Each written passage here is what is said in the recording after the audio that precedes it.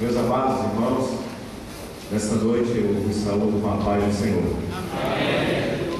Quero aqui de antemão agradecer o convite do pastor João Gonçalves, juntamente com o nosso irmão Josué, e também dizer o quanto estou feliz em participar neste momento, desse projeto que se inicia aqui nesta igreja, neste campo.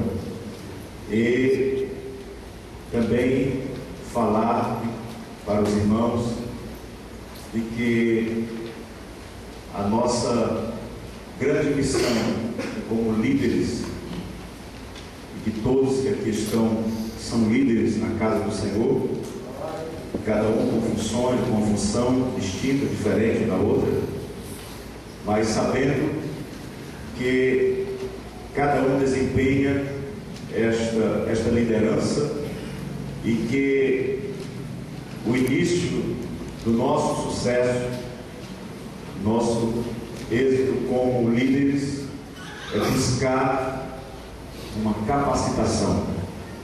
E nesta noite eu estou feliz em ver um grupo tão bom de homens, mulheres, jovens comprometidos com o ensinamento da palavra de Deus. Estou realmente muito alegre por ver um grupo tão bom, tão grande como este, com a vontade de aprender, de se capacitar.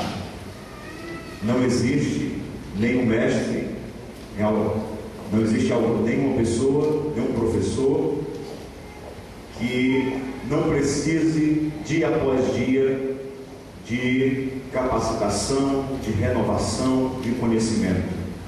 A nossa vida, seja ela na área profissional, nossa vida pessoal ou ministerial, ela precisa diariamente de novos recursos, novas ferramentas e de um encontro como esse que desenvolve a motivação, a alegria por trabalhar, por desenvolver algo na casa do Senhor. Eu quero, nesse momento, já não gastar muito tempo, porque a nossa missão aqui hoje tem a duração de 1 hora e alguns minutos, e precisamos então ser sucintos para que não extrapole no tempo, para que a gente possa ser didático, não possa cansar os irmãos. E eu sei que todos tiveram uma semana cansativa, trabalhando, e também hoje, durante o dia, alguns talvez já estejam com um pouquinho de sono, porque estão cansados, enfadados, mas eu quero pedir que você que está com este material, vá acompanhando aqui na tela, para que você vá respondendo. Isso é a maneira de você ir aprendendo, porque a gente aprende muito pouco daquilo que ouve e muito daquilo que faz, né? E a nossa intenção com esse trabalho não é trazer um estudo muito profundo teológico acerca do que vamos estudar durante esses 3 meses, até porque o tempo não nos dá condição para isso, mas é um trabalho diferente e que com certeza vai abrindo janelas no nosso entendimento, no nosso raciocínio, e a gente vai desenvolvendo um conhecimento mais prático, ok? E se tiver alguém sem essas folhinhas aqui, são 4 páginas, né? Ou seja, frente e verso, e 3, né? 3 páginas, e você vai nesse momento precisar de uma caneta, de um lápis. Alguém trouxe? Quase todos, né? O que a gente faz agora? Um vai emprestando o outro, tá? Você fica aí, você escreve, depois o outro vai e empresta a caneta para você também, escrevendo. Essa é a maneira que a gente trabalha.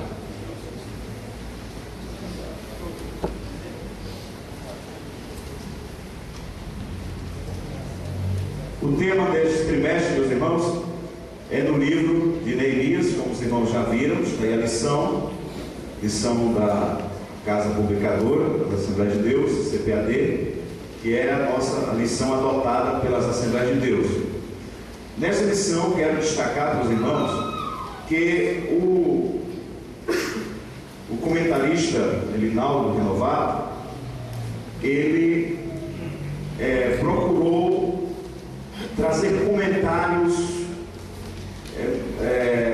diferenciados dentro do livro, destacando outras coisas que não é a base do texto de Neemias.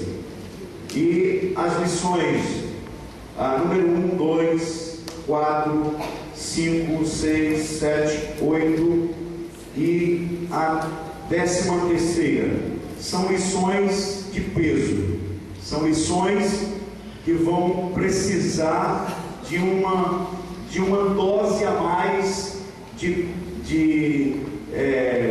um labor maior, de um conhecimento a mais, de mais cuidado ao ensinar, porque elas são lições que pesam no conhecimento nesse trimestre, neste livro.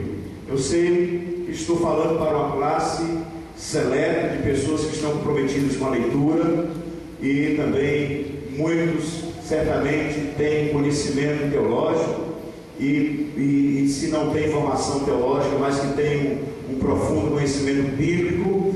E eu sei que todos vocês certamente, ou pelo menos a grande maioria, já tem lido o livro de Neemias e o livro de Esdras.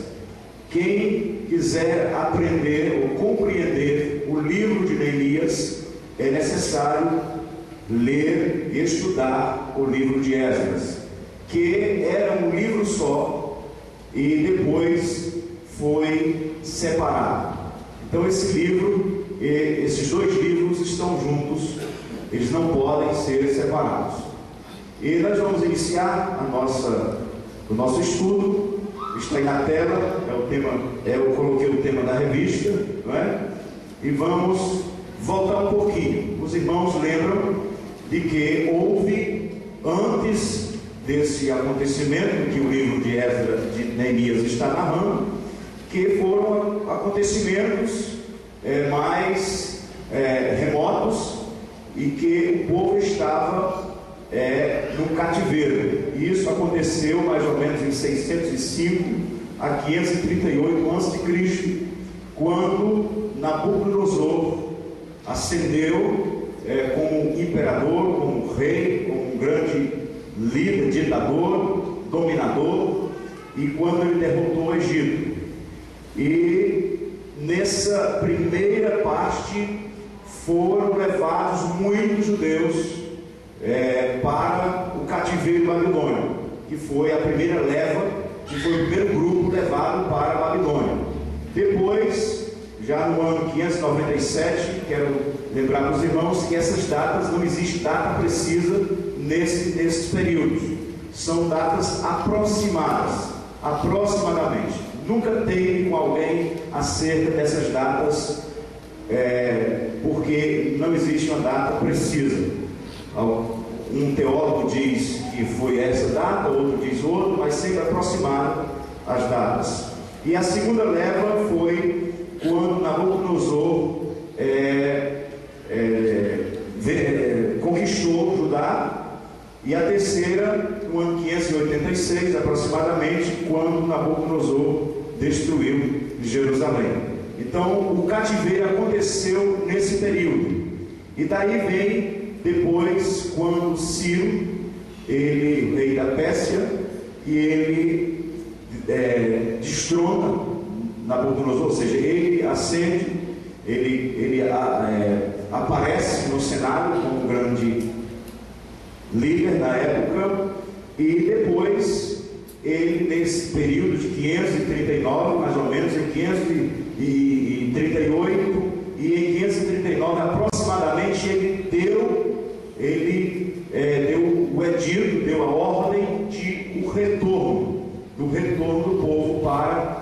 Judá, para Jerusalém. E nesse primeiro grupo que volta para Jerusalém vai um homem chamado Zorobabel, e que ele vai ser o grande líder para reconstruir o templo. Esse homem tem um papel importantíssimo nessa história, porque ele vai reconstruir, levantar a moral do povo, porque o templo era uma forma dos judeus, dos israelitas, terem um símbolo da fé, do culto, do Deus que eles tinham, que serviam, Deus Jeová, e eles precisam, o templo era a figura maior da sua fé, da sua religião. Então o templo tem essa importância para o povo judeu. E o segundo grupo volta mais ou menos em 458, quando Artaxerxes I já libera mais outro grupo, e que volta sobre a liderança de Esdras, que ele vai restaurar o culto. É ele o grande homem que Deus usa para, não na parte física, mas na área espiritual. Ele vai trabalhar nesta área. E depois vem 445, quando Neemias, que é onde a gente vai chegar, que aí Neemias é que vai levar o terceiro grupo para reconstruir os muros ou as muralhas de Jerusalém. Quem é Neemias? Conforme o comentarista ou o comentário bíblico de Bacon, ele fala, vocês já estão na apostila, os irmãos podem acompanhar, Neemias, e o seu nome quer dizer Jeová conforta. Já tem o nome, já tem um significado para o povo, né?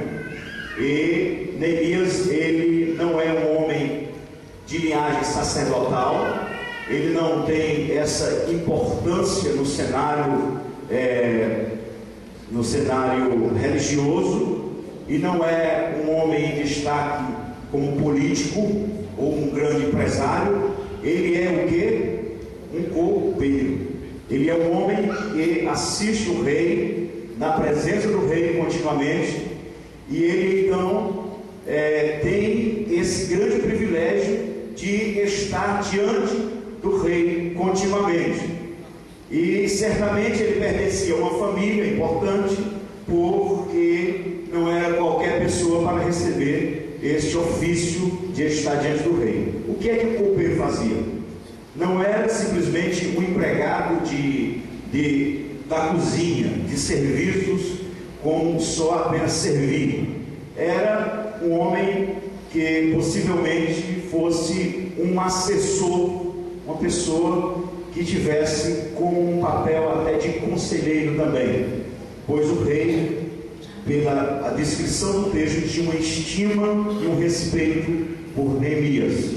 Então, essa posição que Neemias tem lhe dá o direito de conversar com o rei acerca do que está acontecendo. Vamos à frente, primeira parte da nossa apostila, você já vai começar a responder. As notícias que Neemias recebe de seu irmão Hanani são notícias que trazem uma tristeza profunda. Esses nomezinhos estão em vermelho, você vai completando na sua apostila, tá? Está dando para ver? Tá pegando um pouquinho ali, mas dá para ver, né? E as notícias trazidas por Hanani deixam Neemias triste, por isso ele chora e lamenta. Essas palavras que vocês vão completar são palavras que fecham o raciocínio, são palavras-chave dentro daquilo que nós estamos falando, para que você memorize essas palavras-chave. Então, aqui está a pessoa que traz a notícia, e depois Neemias chora. Está o texto embaixo, quando ele diz: quando ouvi estas palavras, assentei e chorei, lamentei por alguns dias. Versículo 4 do capítulo 1. E aqui está a primeira ação ou reação de Neemias, que é chorar e lamentar. Então a reação de quem ouve uma notícia triste qual é? É de ficar abatido. Por isso Neemias, ele se abate, ele sente agora uma tristeza profunda, e aquela tristeza não deixa ele sem esperança de uma restauração do seu povo. Mas essa tristeza e esta lamentação faz com que Neemias lembra que existe o Deus que ele serve. Então ele vai ter outra atitude. Com essas notícias, ele tem a atitude de lamentar, de chorar. E neste lamento, neste choro, nesse período que ele passa, talvez só quando alguém está triste, procura se isolar, lamentar, ficar um tanto perturbado. E nesta hora ele conhece as necessidades do povo. Necessidades está em vermelho aí para você escrever, porque líderes precisam conhecer as necessidades do povo. Nós não podemos liderar, porque estou falando sobre você levar para a questão da liderança, porque o livro de Neemias é um tratado sobre liderança. Então, quando o líder quer liderar, a pessoa quer liderar sem conhecer as necessidades, é muito complicado. Você, como professor de escola bíblica dominical, superintendente, você precisa conhecer as necessidades do grupo que você está atuando. Precisa conhecer a necessidade dos seus alunos. Você que é professor, por exemplo, de adolescentes, você precisa conhecer o mundo dos adolescentes, as necessidades, os problemas, aquilo que faz parte do mundo deles. Como você pode ensinar um adolescente, um jovem, se você não compreende e não lamenta as suas necessidades? O problema que acontece em nosso meio é que tantas vezes nós queremos falar na teoria e queremos ensinar muito, mas nós não lamentamos, não sentimos a necessidade do outro. Por isso a pessoa ouve muito ensinamento, mas dificilmente consegue assimilar aquilo e aplicar a sua vida, porque ele vê que aquilo não passa de uma transferência de conhecimento. E professor, seja ele de escola bíblica dominical ou professor secular, ele precisa conhecer o seu grupo, as necessidades do seu grupo. E é isso que acontece com Neemias. Foi o conhecimento dessas necessidades que ele teve uma reação. Eu quero dizer para os irmãos que quando quiser interferir, nós não estamos num culto, numa liturgia de um culto, não estamos numa conferência, então você pode levantar sua mão, dizer seu nome e fazer a sua colocação, ok? E dessas necessidades nasce o que? A dor. Quando a gente conhece a necessidade do outro, é o que Neemias faz, ele sente a dor, lamenta, ele chora, ele sente a dor do seu povo. E essa dor traz o resultado que ele conhece a miséria do povo. O texto diz que ele viu que o povo estava na miséria quando ele escuta a notícia de Hanani. E essa miséria está ligada à desigualdade social que havia lá. Vocês, se estiverem lidos já o texto, vão ver que lá em Jerusalém a cidade não estava habitada, estava em ruínas, mas havia ali em Jerusalém nobres, havia pessoas ricas, pessoas que tinham condições, e havia uma grande massa de pessoas ainda ali que estavam na miséria. Então ele sente a miséria que está no meio do seu povo. Segundo, esta dor traz nele um desespero. Você já se sentiu desesperado quando a dor da necessidade dos outros chega até você? Não bate um certo desespero? Professor de escola bíblica dominical, ele sente às vezes esta dor quando ele começa a conhecer os seus alunos. Na área da educação hoje, existe uma ligação do professor com os alunos e a comunidade escolar. Tem algum profissional da educação aqui? Professor, coordenador, alguém? Aqui, o Josué. Ele sabe muito bem que a escola hoje não trabalha só professor e aluno. A escola trabalha com professor, alunos e comunidade escolar, famílias, aqueles que fazem parte, a família que faz parte daqueles alunos que estão dentro de sala de aula. E quando o aluno ou o professor conhece essas necessidades, ele sente a dor. E quando ele sente a dor, causa um desespero por causa dos problemas da vida daqueles alunos. E você que é chamado para ser professor na escola, entenda uma coisa: conhecer o aluno e as suas necessidades é importante. É importante. Não espere que isso seja uma obrigação do pastor da igreja e do presidente de escola, do presidente da mocidade, ou de senhoras, ou a cargo do pastor porque é um obreiro. Você na sala de aula tem essa autonomia para conhecer as necessidades dos seus alunos. E por que havia um desespero? Porque não tinha liderança. E então, quem se candidata a ser líder de lá? Quem se candidata a ser líder deste povo? Neemias. Por quê? Quem se candidata a ser líder é aquele que sente a dor do outro. Quem se candidata a ser professor deve sentir a necessidade, não apenas, veja bem, não apenas de conhecimento teológico, doutrinário, mas de um conhecimento de vida, de participar da vida dos seus alunos. E vem a questão da família, que o que ele diz acerca de família? Ele fala que os sepulcros dos seus pais estão lá. Isso remete à questão da importância com família. Escola dominical tem sim ligação com família. Líder tem ligação com família. E depois vem a questão da organização. Vocês viram no texto de Neemias que havia uma desorganização tremenda ali. Uma cidade sem muros, naquela época, estava vulnerável.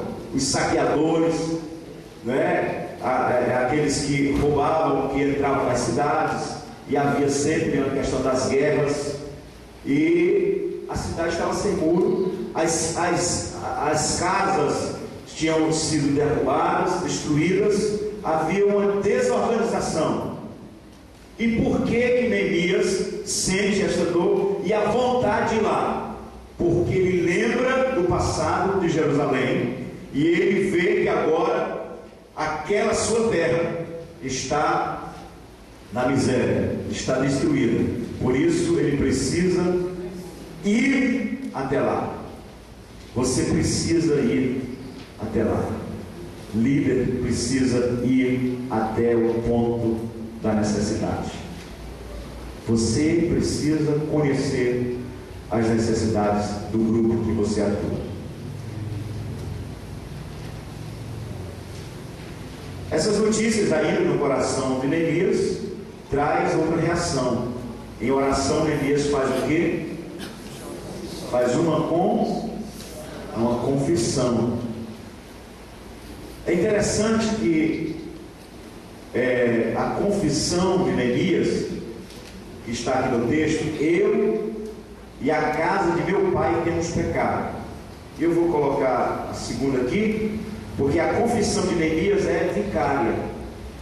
O que é isso? É quando aquele que está orando se coloca no lugar do outro. Foi isso que ele fez. O texto diz assim: faço confissão pelos pecados dos filhos de Israel, eu e a casa de meu pai pecamos. Ele não é aquele líder que diz assim: Senhor, perdoa o pecado do povo. Esse povo realmente pecou, esse povo não presta. Ele não faz essa oração, ele se coloca como um pecador, o primeiro. Ou seja, ele está envolvido nesse negócio. Ok? Os irmãos estão acompanhando? Amém? Podemos continuar? Então, vamos lá.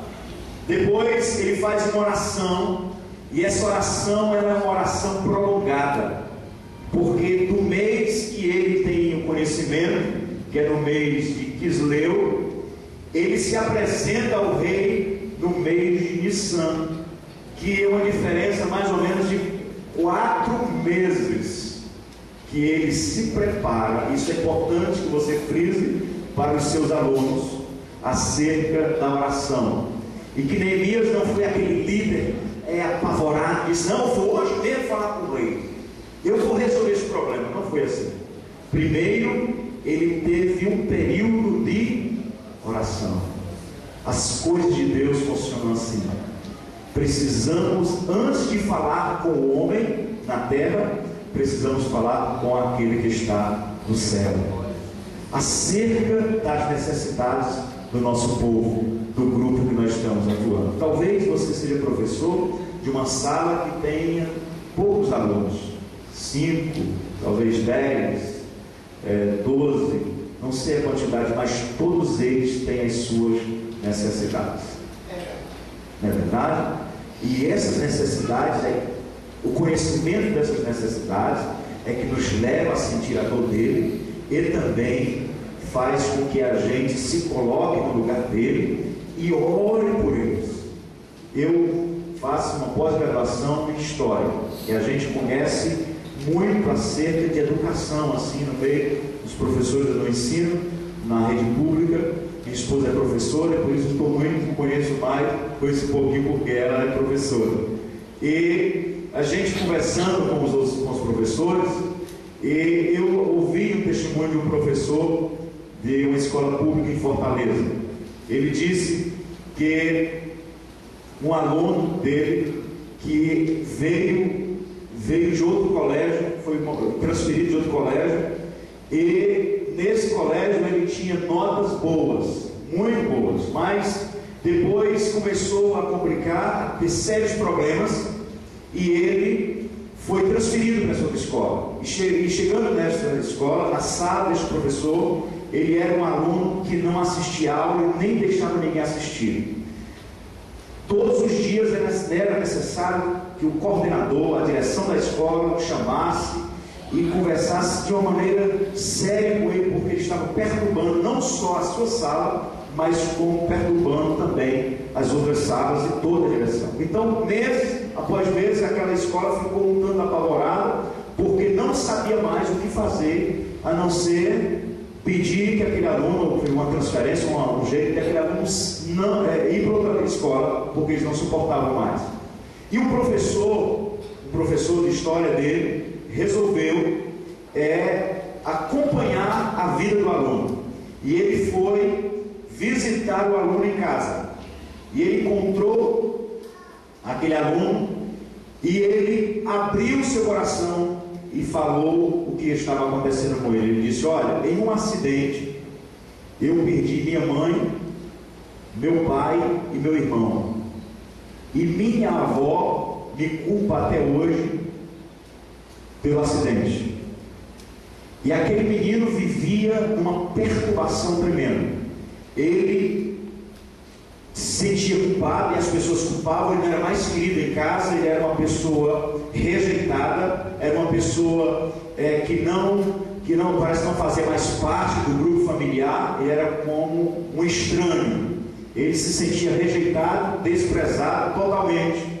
E ele então começou a ter esse comportamento.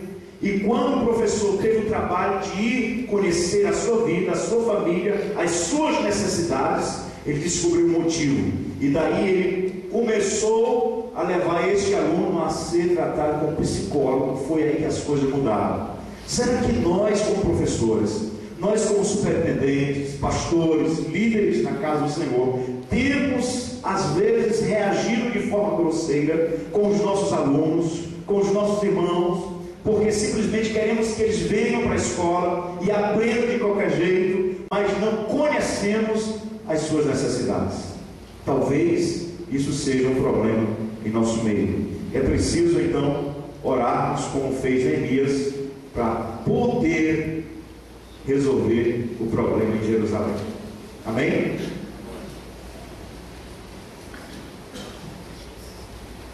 Sentindo aqui até um rei tomando água na taça dessa. Olha, vamos ao segundo ponto dessa lição, dessa apostila, segundo capítulo.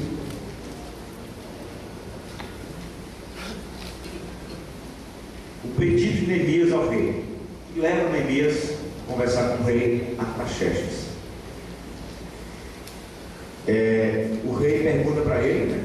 Faz uma pergunta por que ele está triste, e ele responde: a minha tristeza é a ruína da minha cidade, ou seja, a causa da minha tristeza é a minha cidade que está em ruína, onde ficam os sepulcros de meus pais e cujas portas foram consumidas pelo fogo.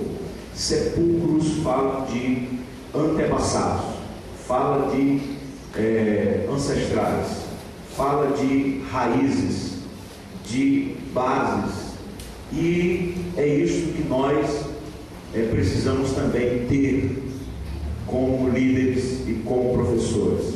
Entender que você e eu estamos aqui porque alguém plantou, porque alguém regou, alguém trabalhou. Existe uma história atrás disso tudo. E Neemias sente a vontade de ir a Jerusalém porque ele volta ao passado e lembra da história do seu povo, não é? Você que é professor novo, que chegou agora, há pouco tempo, e está começando, mas existe uma história, existe uma base na nossa vida, na vida daqueles que estão em nosso meio. E a valorização dessa história é importante. Por isso, Neemias lembra ao rei, e foi um dos motivos que ele fala para o rei: a minha tristeza, porque lá está a terra e meus pais estão sepultados. Valorizar a história, valorizar os antepassados, não é? Tem muito professor moderno, né? Tem professor que me considera meio termo, né? Não sou ultramoderno, mas não sou tão conservador, e a gente procura o equilíbrio. Mas tem professores, tem pessoas e líderes que querem desprezar a história, né? Os fundamentos, e isso não faz bem, nem para você, nem para os que lhe ouvem, nem para a igreja. A nossa história, ela precisa de bases, e Neemias, ele fala isso para o rei: olha, eu tenho uma história, eu tenho antepassados, eu tenho família, eu tenho um país, uma terra, uma cidade, um templo, eu tenho muros que estão caídos. Ou seja, vamos voltar aos nossos remanescentes. Neemias recebe do rei cartas, as quais lhe dão direito de ir até aquele lugar, e ele ganha suprimento. Ganha o quê? Madeira para reformar as portas, né? E também os muros, reconstruir os muros. Acompanharam aí? Já escreveram? Podemos ir à outra? Bem, terceiro, vamos entrar em uma parte, talvez das mais importantes do texto de Neemias, que é a questão da oposição, questão da rivalidade que vai acontecer quando ele chega lá. Então, os irmãos, não estranhem a forma que nós estamos ministrando, porque não podemos ir de capítulo em capítulo e versículo por versículo, porque o texto do livro é muito grande no tempo. Então a gente vai, eu entendo que os irmãos têm conhecimento preliminar de tudo que nós estamos falando. Então, os inimigos da obra, eles são identificados: Sanbalat, Tobias e Gesem. Eles de início já se colocam contra. Uma observação: até dentro da sala de aula você tem uma certa resistência de alguém do seu grupo, dentro da igreja, no ministério. Todos nós temos, na sala de aula. Quem não lembra aqui, quando estudava desde adolescente, tem as lembranças das rivalidades dentro de sala de aula, né? E também no emprego, em todos os lugares, todos os ambientes, a gente encontra uma certa rivalidade, resistência contra a gente. E líder deve estar preparado para isso. O texto, o tema da revista é integridade e coragem em tempos de crise. Quando é que se conhece um líder de verdade? No tempo da crise. Quando tudo está bom, a gente não conhece nem as habilidades, né? Não desenvolve outras habilidades, porque não está se exigindo do líder. Mas quando a crise chega, você que vai mostrar que realmente é um líder, seja um dirigente de congregação ou um professor de escola bíblica dominical, líder de departamentos, tem esses problemas. E na revista você vai tratar disso, porque o professor, ele não pode ser teológico, ele precisa ser prático. Não pode ser só teórico, ele precisa ser prático. E esses temas, como por exemplo a oposição, ela deve ser trazida para os dias atuais. Já prestar atenção que quando a gente fala muito da história só, do acontecido, as pessoas não assimilam muito. Mas quando você traz, por exemplo, você já teve um problema lá na empresa que você trabalha? Quando você pergunta assim, lá na escola, na sua sala, você já identificou os sambalates que tem? Não é? Dentro do seu ministério, na congregação que você dirige, você já identificou algum sambalate, Tobias? Tem ou não tem? Então essa questão do professor trazer para a atualidade é o estado da coisa, certo? Então os professores não podem se deter apenas à história de Neemias, porque ela está narrada na íntegra, mas ela precisa ser colocada na prática para a gente, não é? Então criança, já existe a rivalidade com a criança, existe a rivalidade na adolescência, existe a rivalidade na juventude, existe a oposição em todas as áreas. E não foi apenas Neemias que sofreu disso. A oposição toma força e planeja atacar Jerusalém, mas Neemias toma duas atitudes. Uma importante ação que o líder tem é ter atitude. Deus sempre exigiu isso das pessoas, dos seus líderes. Atitude. Olha, a atitude de Moisés de discutir com Deus. Veja bem, Moisés discutir com Deus. Não, Senhor, o Senhor tem que ir conosco. Se for, Deus quando falou para ele, vai um anjo diante do povo. Não, o povo é teu. Se tu não fores conosco, nós não vamos sair daqui. Isso é atitude, irmãos. Se Deus não tivesse gostado da ação de Moisés, ele diria: Moisés, quem manda aqui sou eu. Você vai ficar calado e vai obedecer. Não é assim? Mas Deus gostou da atitude de Moisés. Rapaz, Moisés realmente é o líder que eu preciso. São essas ações que nos transformam, nos faz ser diferentes. Tem um quê de diferença? Professor, obreiros, líderes de departamento. Deus espera a sua atitude. Ou a sua atitude no tempo da crise, a sua atitude no tempo da adversidade.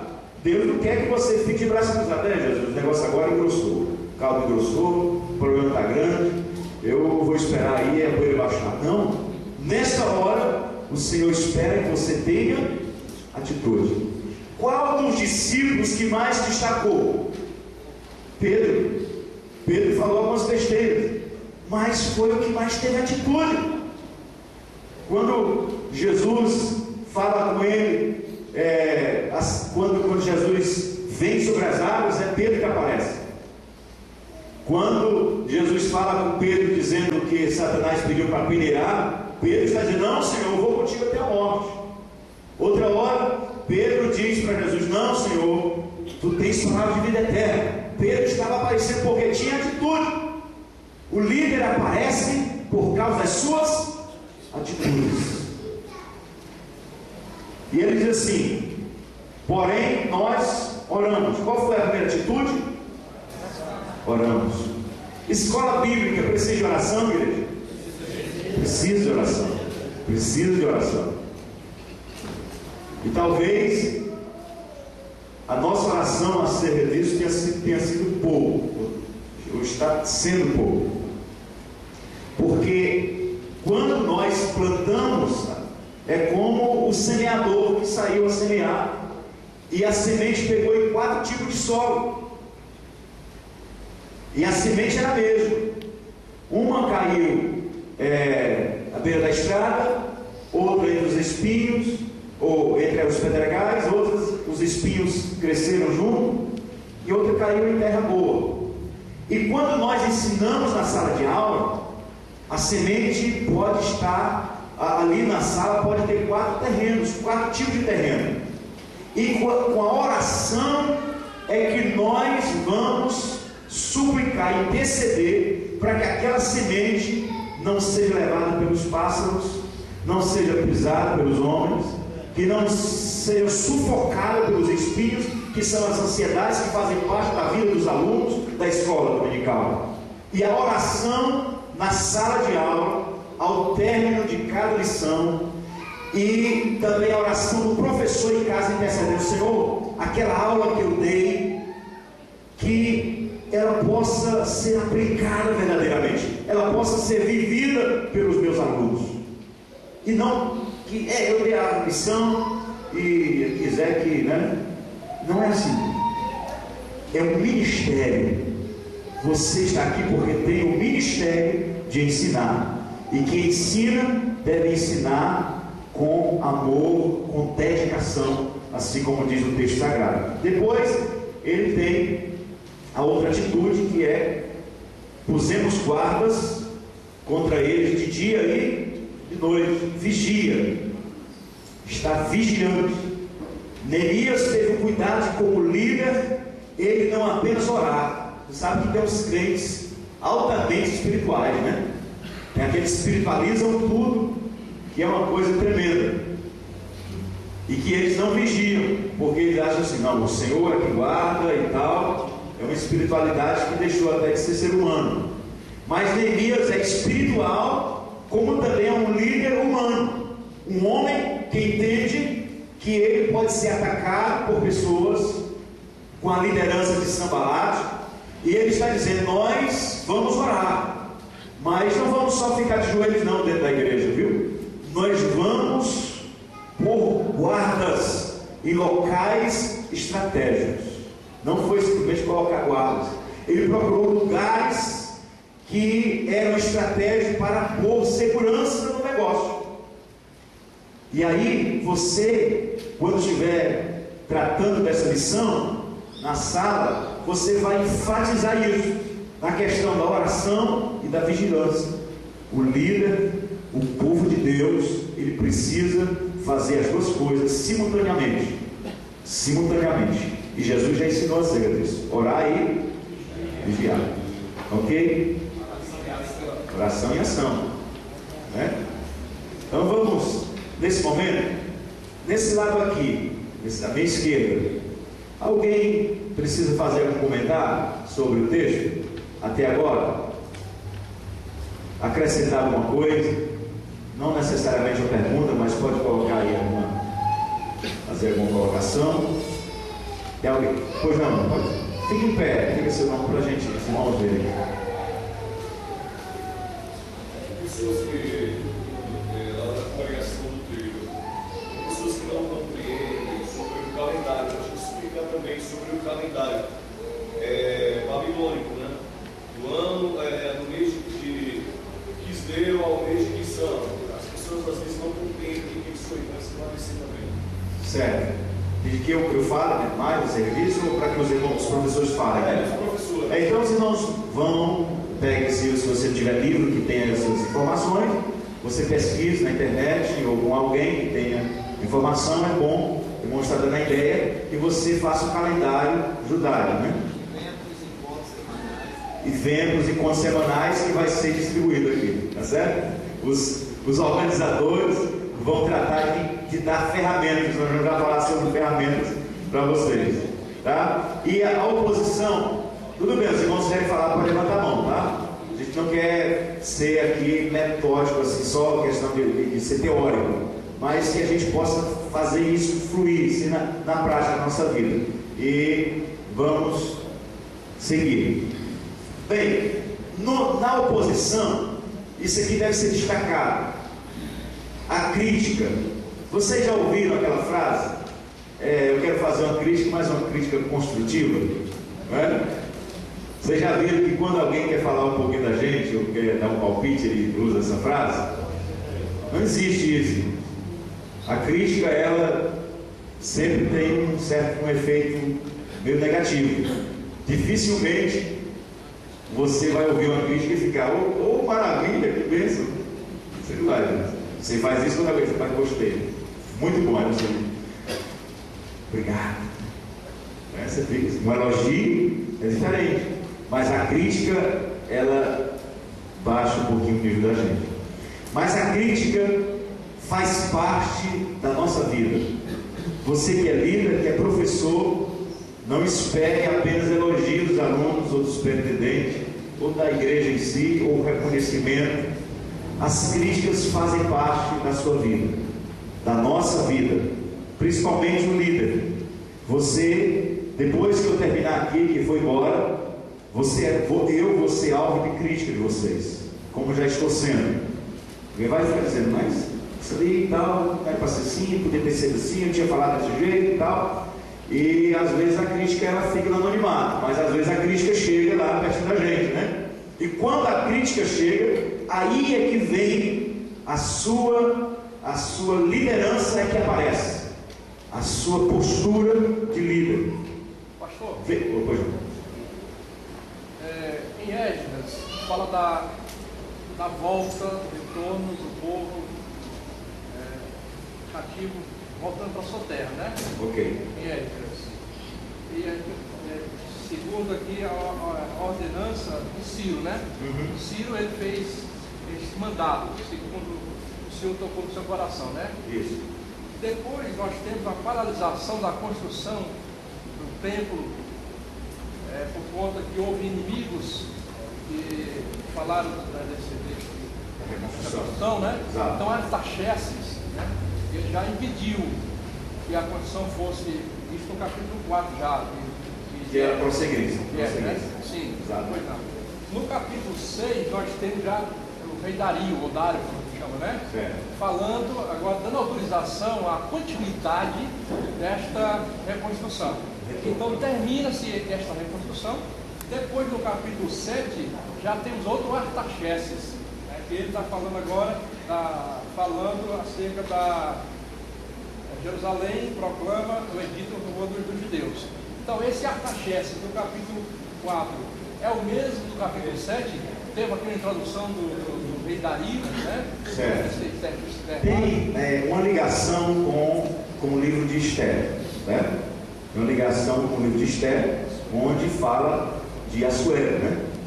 Então, alguns que há uma certa dificuldade com essa questão desses Artaxerxes, né? E é tanto que alguns teólogos, alguns comentários vêm dizendo o 1, né? Artaxerxes 1, e outro diz que Assuero seja um desses Artaxerxes, né? Já em Neemias nós temos a sequência: Ciro, Dario e Artaxerxes, né? Uhum. Aqui em Esdras nós temos Ciro, Artaxerxes, depois Dario e depois outro Artaxerxes. Exato. Aí fica assim. Tem essa confusãozinha, mas não, e os irmãos não gastem muito tempo nessas questões que não tem. Porque Artaxerxes, no caso Artaxerxes também era só um título, né? Okay, né? Não era exato. seu nome próprio, né? Tem essa questão também. Aí não gaste muito tempo nessas questões que não vão acrescentar muito a vida dos alunos, né? A gente descobre isso. Estou entendendo. Então, assim, eu nem levei essa discussão porque ela Não tem uma explicação muito definida acerca de quem esses dois Artaxerxes, né? Esse aqui seria o Artureiro do Assuero lá de... Provavelmente. Alguns teólogos falam, historiadores, que Assuero seja um desses Artaxerxes, né? Ok? Podemos seguir? Alguém aqui de falar? Ali? Vamos seguir. Então, olha o que o texto diz. Que fazem estes fracos judeus? Permitisse-lhes isto? Sacrificarão, acabarão a obra num só dia? Vivificarão os montões de pó, as pedras que foram queimadas? Isso é uma crítica indestrutível, porque ela aqui tem o propósito de ferir, de dizer assim: vocês são incapazes, vocês não vão conseguir, porque é difícil e nós ainda somos contra. Vocês já viram que existe isso, né? Existe o pessimista, não só pessimista, mas ele está lutando para que as coisas deem errado. Isso é uma verdade, não só no período de Neemias, mas no período hoje. É o que eu falei, a gente procura trazer isso para o nosso dia. E eu, como pastor, tenho conhecimento de problemas assim na igreja, em que a irmã, que era líder do departamento, depois que ela foi transferida para outro cargo, ou ficou sem aquele cargo, outra assumiu, ela vai trabalhar contra. Tem esse problema? Infelizmente tem. Então são esse espírito de Sanbalat, de Tobias, que anda por aí. São os problemas, né? Pois não. Tem uns que saem do grupo, Então essas posições são condenadas por Deus. E aí é quando a gente vê que quando Deus está no negócio, aí as coisas vão bem, vai dar certo. Mas o líder precisa então, na hora da crítica, ele continuar olhando. E a gente vai falar sobre isso. Vem outra questão da conspiração. Entraremos no meio deles e os mataremos e poremos fim à obra. Eles estavam querendo ir à noite, entrar lá, destruir o povo, acabar com o negócio. Eles não estavam só falando, porque tem momentos da nossa vida em que a gente escuta as conversas, mas depois surgem os projetos muito mais feios, tremendos, maquiavélicos contra a obra de Deus. E aqui, não só dentro do nosso meio, mas lá fora, existem projetos terríveis. E o livro de Neemias vai falar sobre tudo isso. As ações que podem acontecer contra a obra que nós estamos fazendo. Esta oposição, ela acontece dentro e fora. Depois vem os problemas internos. Houve então problemas entre eles. Uns diziam uma coisa, outros diziam outra. E aí o texto que nós vemos falam assim: ora, os homens e suas mulheres levantaram um grande clamor contra os judeus, eles mesmos. Alguns diziam, outros diziam, aí outros diziam. Era um problema que estava acontecendo internamente. Sanbalat e Tobias lá fora estavam liderando um esquema, um complô contra a obra. Mas dentro o problema doeu mais. É tanto que quando Neemias escuta aquela conversa, ouve aquele clamor, diz assim: ouvindo eu o seu clamor e essas palavras, fiquei muito irado. Você não vai ver Neemias irado com Sanbalat, nem com Tobias. Quando é que Neemias está irado? Quando ele escuta o problema do povo, do seu povo, a discordância do povo. E fique sabendo uma coisa: quando o levante é interno, fere mais do que aquele de fora. Não é assim? Quando alguém que está em nós, que deve estar do nosso lado, está próximo da gente, e ele que deve apoiar, ele é contra, dói mais do que o inimigo declarado por fora. Não é verdade? Por isso Neemias diz que fica irado. E vem a perseguição pessoal. Sanbalat, ele planejou matar, fazer o mal contra o líder. Quem é o alvo da maior perseguição? É o líder, é o cabeça. Por isso que tantas vezes a pessoa diz assim: Senhor, como tu me deu este cargo? Como é que tu me chamou para fazer esta obra? E eu sou perseguido. Quem o inimigo vai tentar acertar? É a cabeça, é o líder. Então você deve entender isso. Não fique murmurando, dizendo para Deus: Senhor, tu está comigo não? E tal. E começa aquela conversa toda, Neemias não cai nessa. Ele não cai nesse negócio, né? Ele sabe que se ele for destruído, o povo todo vai queimá-lo. Então ele precisa ser forte. E ele entende que Sanbalate está planejando um mal contra ele. E há, irmãos, os levantes que é coletivo, que vem contra a obra. E há aquele levante que é pessoal, que vem contra você, pessoalmente, vai na sua casa, entra nos seus negócios, nos seus problemas, lá na sua privacidade, nos seus segredos, certo? E procura minar nas suas bases. Neemias trata disso. Essas lições vão tratar dessa perseguição pessoal. E depois vem a calúnia. Quem não já foi caluniado? O líder deve entender que ele vai ser caluniado. Ele vai ser caluniado. Mas ele é um caluniado, sim. Qual dos grandes líderes que a Bíblia destaca não foi caluniado? Não foi perseguido e alguém levantou uma voz contra ele? A gente vai ver aí os nomes dos líderes da Bíblia que foram sofrer calúnia, como por exemplo Davi, que era um homem segundo o coração de Deus e que não faltou gente para estar caluniando ele diz isso nos seus salmos, né? Depois vem um suborno. Alguém vai querer subornar você, ou alguém vai querer subornar alguém que está próximo de você. E foi isso que aconteceu. Ele diz assim: então percebi que não era Deus quem o enviara, mas que ele tinha profetizado contra mim, porque Tobias e Sanbalate o haviam subornado. Ele tinha sido subornado para me intimidar. Que coisa! Neemias agora está sofrendo de um suborno, alguém que está dentro, que faz parte do grupo. E Tobias, Sanbalate e Tobias fazem todos os projetos de todas as formas para alcançar. Viu, meu Josué? O inimigo, ele vai procurar todas as formas, inclusive tentar comprar alguém para intimidar você, intimidar vocês, professores, intimidar a mim como pastor. Neemias vai tratar seriamente disso também. Por isso é que está aqui em evidência esse tema. A conclusão da obra agora. A missão foi cumprida. Por que a missão foi cumprida?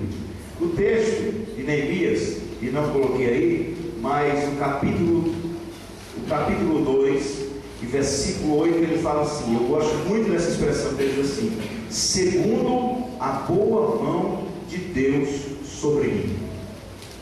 E ele fala disso duas vezes no versículo 18 também. Ele fala assim: então lhes declarei como a mão do meu Deus me fora favorável.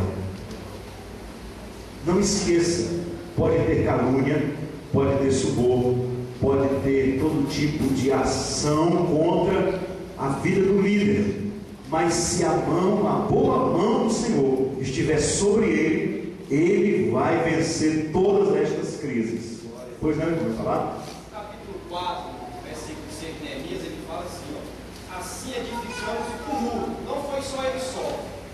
Ele contou com uma parcela de ajuda de pessoas que estavam ao seu lado para reconstruir os muros. Exato. Um exemplo para nós, que muitos no dia de hoje querem fazer as coisas só.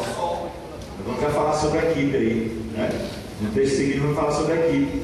Mas a questão de Neemias não atribuir a vitória a ele mesmo. Você já viu que tem gente, eu fiz isso, né? Eu fiz aquilo e tal. Mas eu vou falar mais na frente sobre a questão da equipe, tá certo? E a conclusão da obra, ela traz outro resultado: a derrota dos inimigos.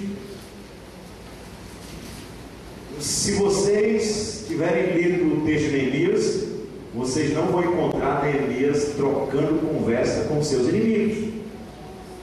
Você sabia que tem gente que perde tempo, em vez de estar fazendo a obra que Deus mandou, ele gasta o seu tempo discutindo com seus inimigos, com seus rivais? Isso não é uma boa tática, porque se a boa mão do Senhor está sobre você, você deve continuar a obra e não tirar o tempo para estar discutindo ou tentando medir forças com as pessoas. Vê que na igreja acontece isso? Tem gente que está medindo força todo tempo, não é?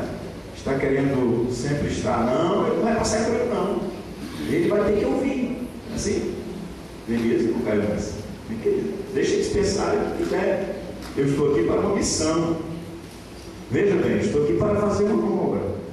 E aí a derrota dos inimigos, nossos inimigos ouviram isso, todos os gentios que havia em redor de nós temeram e abateram-se muito em seu próprio conceito. Quem vai quebrar o conceito errado das pessoas não é o seu poder de fala, de discussão, de argumento, de razão. O líder, ele quebra os conceitos errados das pessoas com as suas atitudes, com a sua postura. Você, líder da casa do Senhor, entenda isso. Não adianta estar medindo forças com aqueles que se levantam contra, mas permaneça no propósito que foi chamado. E aí o conceito errado daqueles que são contra a sua obra, a sua posição, eles vão reconhecer que o Senhor está no negócio com você. Amém? Pastor, Pois não. eu acho que uma boa resposta para as críticas e as oposições é o trabalho, né, da pessoa, né, trabalhar mais, redobrar o esforço, e realmente isso é um... Tapa boca, né? O José está falando. Deixar que o tempo também cumpra esse papel. O tempo contribui para que as pessoas se calem. Irmãos? Com respeito à indagação do irmão ali sobre o calendário aqui, no caso que está em foco, não é o Babilônico, foi o que deu. A Bíblia de Estudo Pentecostal tem sobre esse calendário na página 221. É interessante o senhor ressaltar. Certo. O irmão está informando que o calendário que o irmão falou está na Bíblia Pentecostal, na página 221. Calendário hebraico. O calendário hebraico. Certo? E o irmão José falou acerca da questão do trabalho. Neemias, qual foi o seu grande... a forma como ele conseguiu vencer os seus inimigos? Foi deitado? Foi esperando o tempo passar apenas? Não. Ele gastou o tempo, como o irmão falou, mas gastou o tempo trabalhando. E por isso que nós devemos estar ocupados, porque precisamos estar trabalhando. Como nós vamos argumentar com as pessoas se não fazemos nada? Você sabia que os críticos, os maiores críticos, estão desocupados? Não é verdade? Os maiores críticos são os desocupados. A gente às vezes está fazendo coisa na igreja e chega lá, aquele irmão que passa sem vaidade, no bolso, né? Acho que está errado, não, aquilo ali. Não é verdade?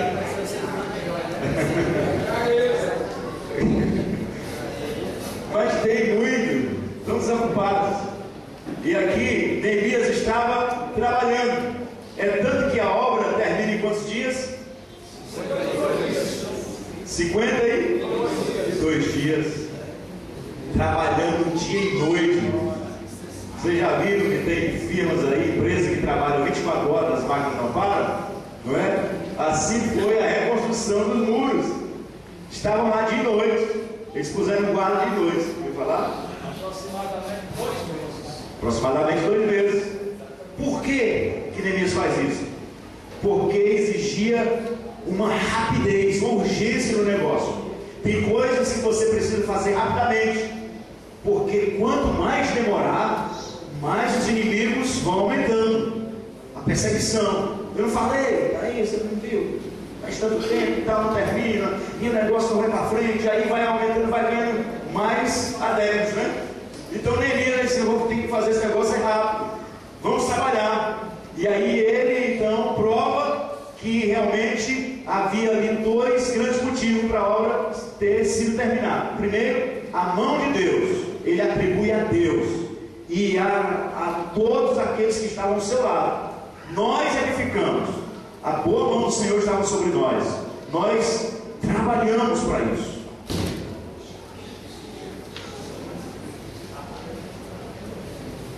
Quarto, Neemias, um líder por excelência. Aqui a gente vai fechar essa nossa pequena palestra sobre liderança de forma mais aplicada, que é o que o livro de Neemias. Veja, meus irmãos, eu fiz 2 cursos sobre liderança, e o livro de Neemias é apontado como um tratado tão importante sobre liderança que até na área secular, os consultores de empresas, aquelas pessoas que trabalham com questão de motivação, de liderança, eles usam o texto de Neemias, viu? Então Neemias, ele é um grande exemplo de um líder que venceu as dificuldades. Agora imagine você tentando reconstruir uma coisa que está ali aos pedaços, e alguém está dizendo: rapaz, não vai dar certo, rapaz, para com isso, vocês não vão conseguir. E o camarada está pegando pedra lá que está derrubada, enterrada, tudo misturado, foi pegado fogo e tal, mas ele está lá. E você então não só fazer, mas convencer outras pessoas do seu lado, que é um problema na nossa igreja, na nossa luta diária com pessoas. Não é só fazer, a gente às vezes até está com boa vontade de estar fazendo, mas o mais complicado é você convencer outras pessoas a fazer o que você planejou. Viu como é difícil? Na igreja a gente sofre muito com isso. Quando você que é líder planejou, articulou algo, e você não vai fazer só. O maior desafio para você é ver pessoas também pegando, colocando a mão na massa. E Neemias não podia fazer só. Então o maior desafio dele é convencer pessoas para estar com ele. Então o empreendimento envolve o quê? Pessoas. Olha para a pessoa que está, pega assim nela, pega assim, ó. Pega, toque nela, na perna, no braço, no ombro, assim. O nosso projeto envolve você. Envolve você. Amém. Escola Bíblica Dominical envolve pessoas. Você é a ferramenta de Deus para o sucesso desse trabalho. Não esqueça, você é a ferramenta de Deus para o sucesso desse trabalho. Pode dizer isso para a pessoa que está aí. Você é a ferramenta de Deus para o sucesso desse trabalho. Amém. Glória a Deus. Então, Deus precisa de pessoas. Será que Deus não poderia pegar todo o conhecimento que tem e abrir a nossa mente e jogar dentro? Mas nós não somos uma máquina. E você pega. Pois não.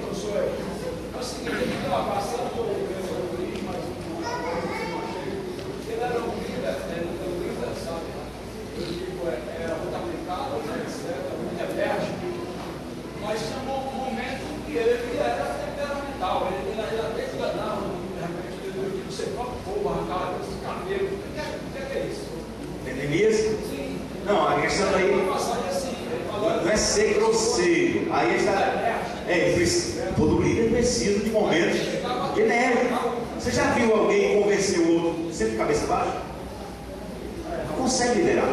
Tem hora que você tem que abraçar, chorar, lamentar, mas tem hora que você tem que olhar no olho e dizer a verdade. Você não pode maltratar o camarada, ver que ele tem um defeito, uma ferida, e você está lá machucando. Mas você precisa, tem hora que você diz: olha, irmão, está errado.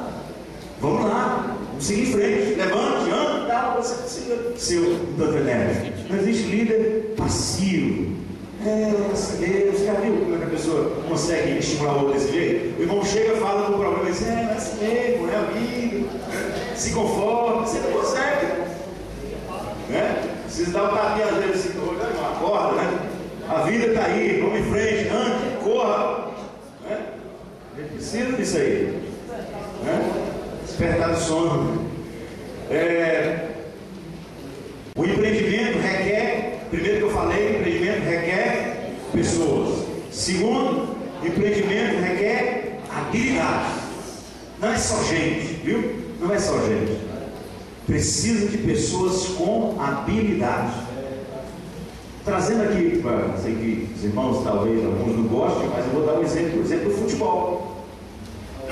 Dentro de um campo estão ali as pessoas que vão conduzir a bola para fazer o gol. O jogo sem gol não tem vitória, não é isso? Então ele precisa não precisa apenas de 11 pessoas, ele precisa de 11 pessoas habilidosas, que têm habilidade com a bola, mas não é com a habilidade com a caneta, habilidade com as mãos, outro tipo de habilidade. Naquela hora, o técnico precisa de pessoas com habilidade com o pé, com a bola, dar o drible e tal, levar até fazer o gol. Habilidade é o que nós precisamos desenvolver. E nessa noite, talvez as suas habilidades estejam sendo desenvolvidas ou potencializadas, porque você parou para ouvir e está querendo desenvolver essas habilidades. E aí entra a ação do Espírito Santo, porque quando a gente fica, não, eu não posso, eu não sou incapaz, não sou tão tal, aquele negócio, sabe, tem um crente que se coloca um fraquinho, né? É sempre fraquinho, sou menor, eu sou tão assim e tal. Ele sempre é o fraco da história. A gente ele tem que ser humilde, mas não pode ser rebaixado, a ponto de achar que não pode fazer nada, né? Então, a partir do momento que você diz, não, eu posso conseguir, eu posso alcançar, e o livro é assim, pode ser que ele não saiba fazer bem feito ainda, talvez você não tenha conseguido fazer bem feito no seu trabalho, mas você está aqui e está dizendo, olha, eu estou querendo melhorar. Isso é que é bom na igreja, porque tem pessoas fechadas, vocês já viram? Não, para mim está bom, só leio a Bíblia, vocês já viram aquele homem. Eu já preparei pessoas assim. Eu chamei para a escola dominical, dei uma revista presente a ele, dei uma cartinha bonita, que eu fui um dos primeiros carros que recebi na igreja, foi como superintendente de escola bíblica dominical. E aí o irmão disse para mim, porque não sócio, eu gosto de ler a Bíblia. Para mim a Bíblia é suficiente. Você vai encontrar pessoas assim, pessoas que não querem nem a revista da escola dominical, porque só a Bíblia basta, não é? Mas você precisa de habilidades, você precisa desenvolver isso para lidar com as situações. E aí, é nesta hora que Neemias diz assim, ó, pelo que pus guardas por detrás dos pontos mais baixos do muro. Habilidade. Ele era o quê? Um copeiro. Ele não era um chefe de guerra. Mas ele, naquela hora, a ação do Espírito de Deus sobre a vida dele fez com que ele desenvolvesse a habilidade de guerra. Vocês já viram que nessa luta ele desenvolve a habilidade de guerra, de guerreiro? E depois vocês vão ver ele com espada, trabalhando, e vigias, e guarda, e arbuzinho e tal. Mas um homem que estava lá servindo o rei, tomando o vinho, experimentando o vinho antes do rei beber para não ser envenenado, e ele agora está lá no campo de batalha, com uma reconstrução. Ele precisava de quê?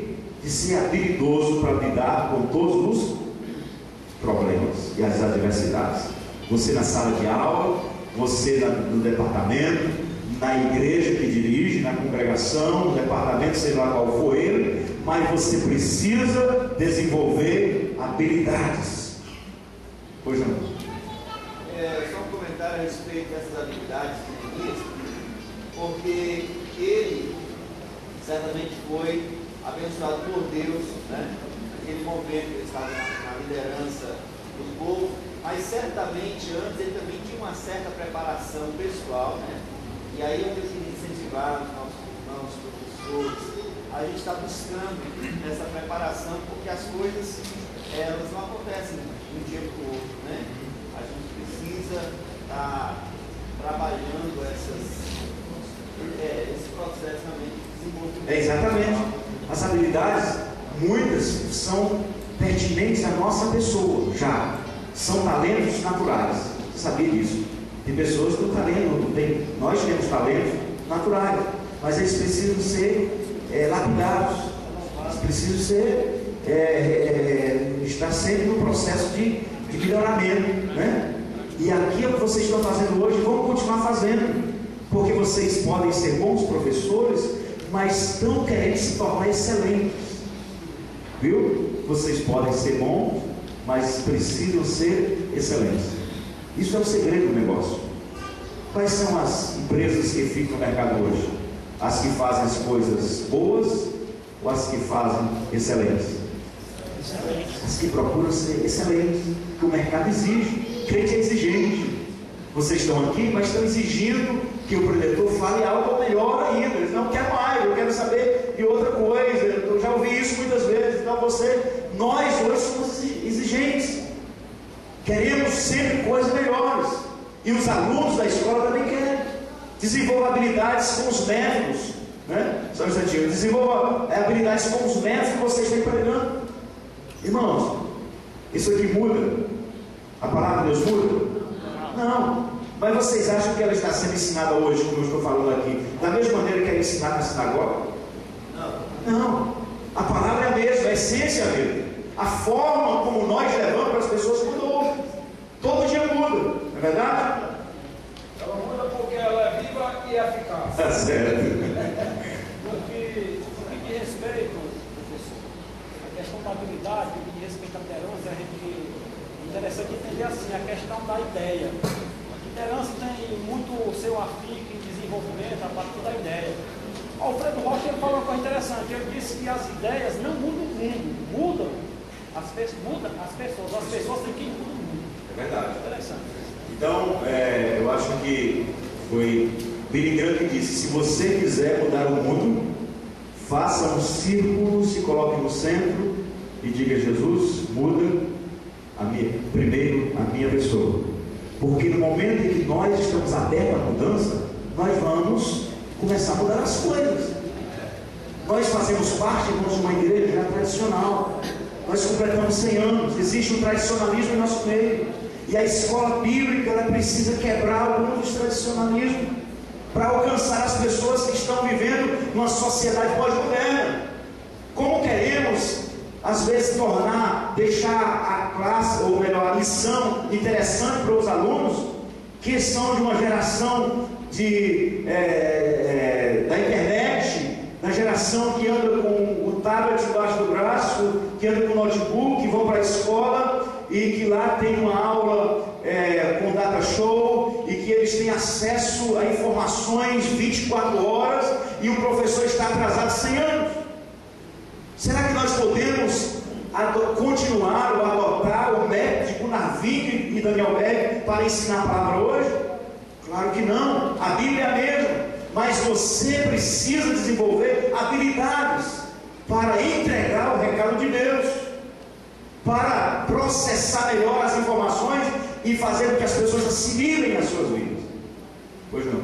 Pastor, eu vejo além dessa habilidade, o próprio livro, ele também tem essa visão de pessoas que têm essa habilidade também, ter a visão, percepção de pessoas que estão ao redor dele, para elas também ao lado dele junto. É o que a gente vai falar sobre aqui. Muitas das vezes falta a visão do líder. O líder, ele não está apenas para falar, irmãos, eu prometo, não passo das 9h30, tá? O líder não está apenas para ditar, ele não é ditador, ele não está apenas dizendo que deve ser feito. O líder ele está também desenvolvendo líderes, certo? O líder, ele desenvolve outros líderes, e é isso que você vai fazer. Mas eu dei a lição todinha na sala de aula, foi uma benção. Mas eu quero que você entenda que você vai construir líderes na sua sala, vai fazer com que aqueles alunos também sejam líderes. Sabe qual é o segredo? É este, nós conseguirmos enxertar, colocar e incutir na mente do outro a sua visão. É isso que o líder faz. É isso que o líder faz. Sabe por que a gente às vezes fracassa? Porque a gente quer ganhar um discípulo. Ou seja, você evangeliza, aquela pessoa aceita Jesus e está ali. E aí você vai em busca de outro. Aí vai em busca de outro. E você quer trazer muita gente para a igreja, né? Indo em busca de um e outro tal. Agora veja bem como o resultado muda. Quando você consegue alguém quando você ganha alguém para Cristo e transforma aquela pessoa em um líder que vai ganhar outro. Você não vai agora buscar outra pessoa sozinha.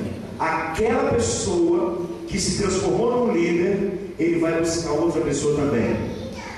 Jesus poderia então ter salvado logo Jerusalém todo, Israel todo, mas ele veio e construiu um princípio, ou melhor, ele desenvolveu líderes que iam mudar a história do mundo.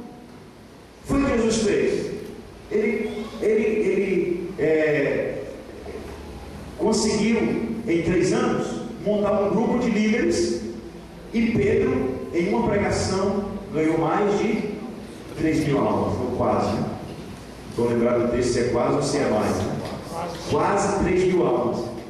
Veja bem, veja qual a diferença. Pedro, ele se transforma, ele é um líder, e que ele agora vai ganhar só numa pregação essa quantidade de pessoas.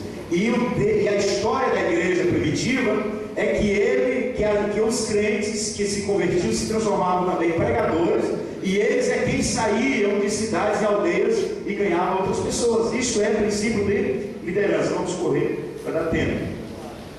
Depois, o empreendimento precisa de quê? De ferramentas. Isso aqui é o quê?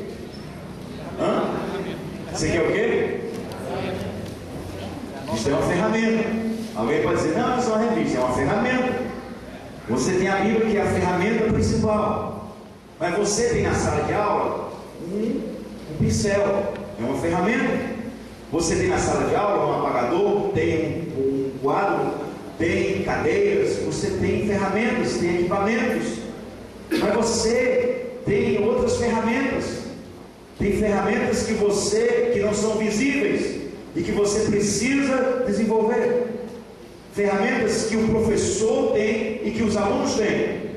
E acabou-se, irmãos, a questão de achar que o professor é o dono do saber.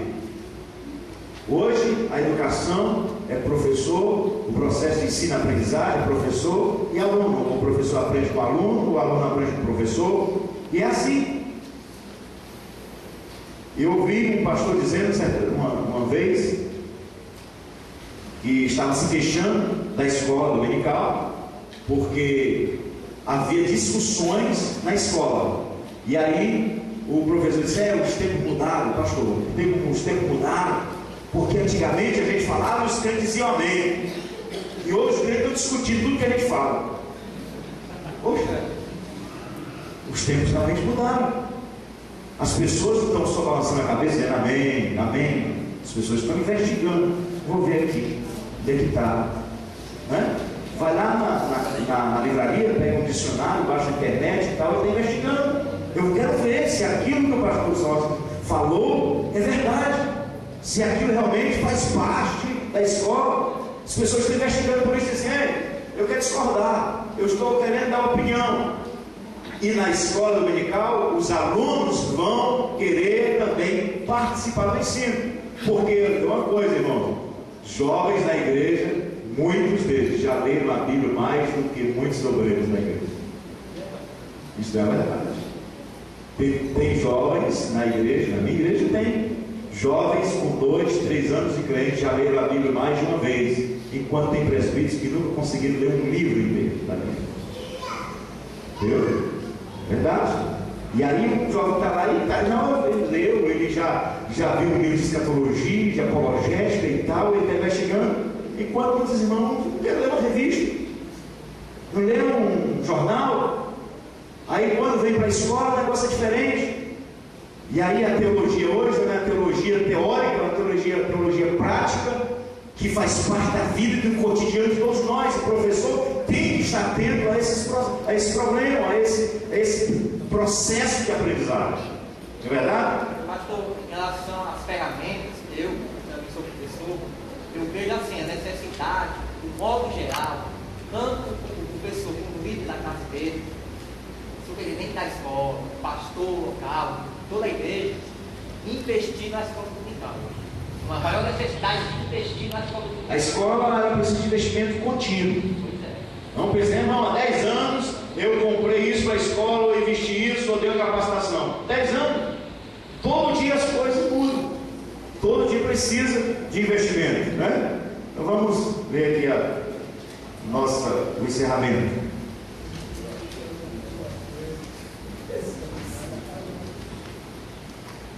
O conhecimento pessoal da situação determina as ações. Neemias mandou alguém saber lá? Foi? Neemias pegou o seu cavalo, né, de noite, chamou alguns homens e ele foi investigar pessoalmente a situação. Então ele conheceu pessoalmente as situações. E quando a gente conhece pessoalmente a situação, as nossas ações vão ser diferentes conforme a necessidade. Então, delimitar o campo de atuação. Você precisa entender isso. Tem crente que é o líder que acha que pode fazer tudo na igreja, né? Ou em outra área da sua vida. Você precisa, peraí, vamos tratar deste assunto aqui. Não fique atirando para todo lado. Tem líderes que só usam metralhadora. Uma cara da metralhadora que acerta tudo que tem pela frente. Não tem um alvo certo. Ele gasta muita bala, talvez ele acerte muito. Não é verdade? Mas só que o líder verdadeiro é aquele que aponta para o alvo, mira, gasta um tempinho, mas ele quer acertar. É assim? Então, vamos limitar o campo. Você não domina escatologia? Pois, eu acho que os superintendentes, na minha área, não dá para. Vamos fazer um jeito aí da gente ensinar. Ou então, a pessoa não dá para ensinar criança, ou não dá para ensinar adulto, está numa área diferente, não acha que você é bom em tudo. Então vamos escolher o campo. O professor chega do superintendente e diz: eu quero ensinar, eu quero trabalhar, mas preciso mudar alguma coisa. Eu não estou no campo, eu não estou atuando bem. Então, quando você tem um campo certo para atuar, as coisas fluem, as coisas vão dando certo, né? Vão andando, vai saindo. As necessidades são inúmeras, porém o líder estabelece as prioridades. Estabelecer prioridade em sua vida. Neemias estabeleceu ou não? Qual foi a prioridade de Neemias? Vinde, reedifiquemos os muros de Jerusalém, para que não estejamos mais na prova. Vamos. Olha, eu sei, ele viu a calamidade era grande, irmãos, em Jerusalém. Era uma coisa terrível. Mas ele disse: não, no momento eu preciso urgentemente fazer o quê? Reconstruir os muros. O que é que você precisa fazer urgente em sua vida? Seja na sua vida pessoal, no seu casamento, na sua vida, sua vida profissional, no seu ministério. O que é prioridade para você hoje? O que é prioridade? Determine as prioridades. Mas eu tenho uma coisa para fazer, mas vai demorar 10 anos. Pois hoje, o que você precisa fazer? Agora. Professor, na sua sala, o que você precisa fazer agora? Nesta semana, nesse trimestre? Na minha sala está um processo de 2 anos para melhorar. Mas o que é que precisa feito agora? É isso que você deve fazer. No seu ministério, na sua carreira, estabeleça prioridades.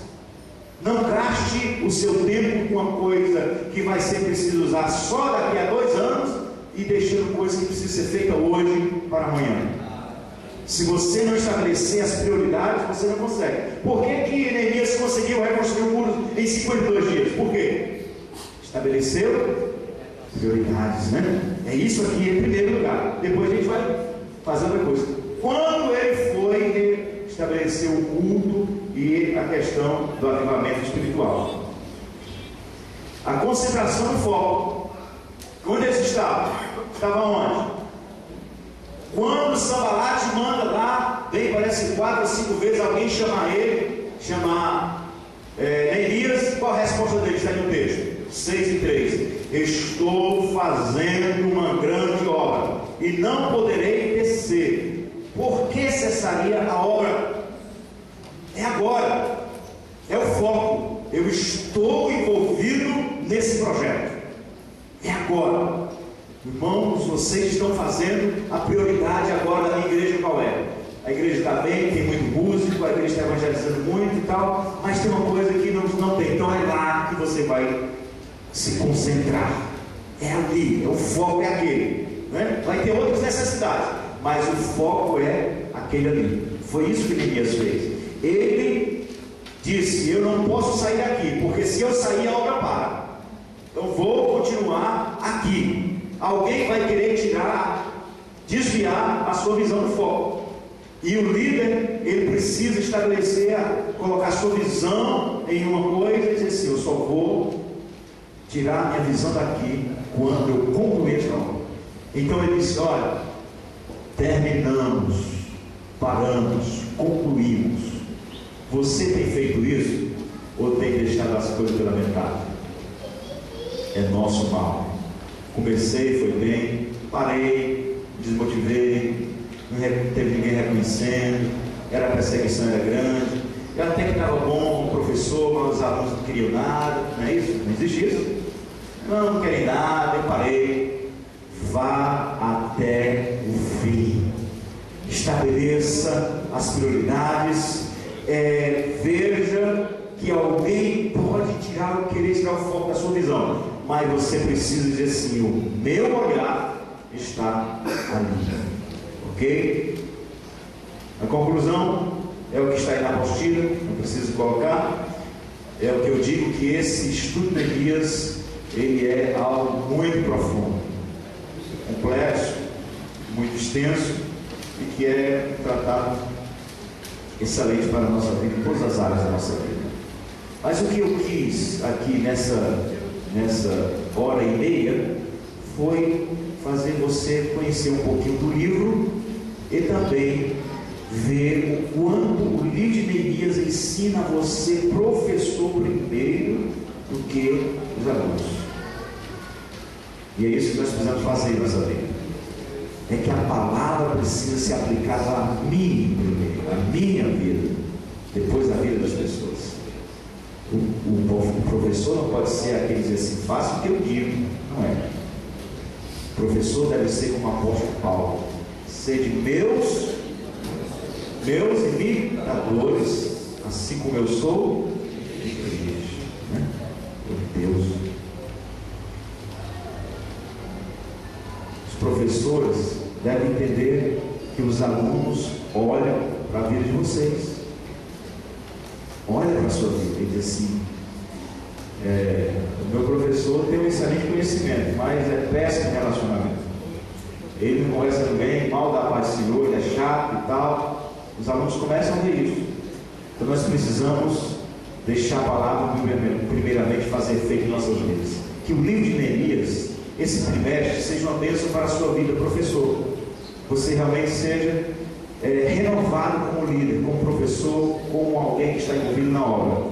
Deus vai abençoar a sua vida primeiro, antes de você também estar abençoando as vidas. E você desperta essa liderança que é em você.